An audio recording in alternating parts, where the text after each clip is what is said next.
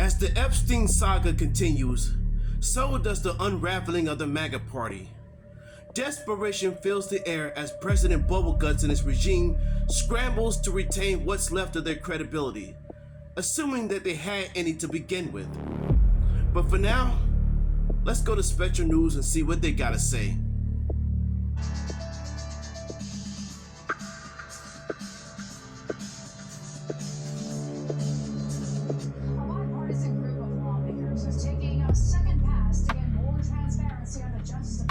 Release of the Epstein files. Spectrum Washington reporter has the latest on the fight for clarity. Last July, Republican Congressman Thomas Massey of Crescent Springs launched what began as a long-shot effort, a push to pass the Epstein Files Transparency Act, the bipartisan bill to force the Justice Department to release its files on Jeffrey Epstein eventually overcame opposition from Republican leadership and President Donald Trump, passed nearly unanimously in November. Since then, Massey and the bill's co-sponsor, Democratic Congressman Ro Khanna of California, have argued that the Justice Department has not fully complied with the law by withholding files that should have been released and bunching redactions, allowing the names of Epstein survivors to become public.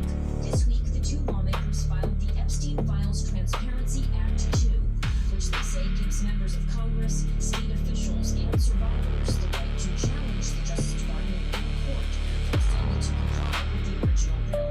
What they want is their own testimony that they gave to the FBI. That's not even been released to the victims. So this would give them the power to do that. It would give members of Congress standing to enforce this law. Basically, they come in front of the third branch to adjudicate whether the Attorney General is following the law as we've written. We believe he's not. The problem is it's hard for us to get standing. This bill will give us standing. Massey says the measure also gives power to state attorneys general to prosecute crimes by Epstein's co-conspirators in front of state courts. Wednesday, Acting Attorney General Todd Blanche, who is seeking the Senate's approval to remain in the role, defended the DOJ's compliance with the law, but acknowledged some mistakes were made. Approximately 1% of the redactions have been fixed after we released the Epstein files. Chairman, we had dozens of lawyers on call 24/7. This administration, when it comes to Jeffrey Epstein, has been more transparent than any past Sure. administration by us or anybody else. And what we did is we complied with the law. The first Epstein Files Transparency Act through Congress, Massey used a rarely successful legislative maneuver called a discharge petition, which allows a bill to be brought to the floor over the House Speaker's objections if enough lawmakers sign the petition. And he says he is prepared to use that maneuver again if necessary. In Washington, Aaron Kelly, Spectrum News.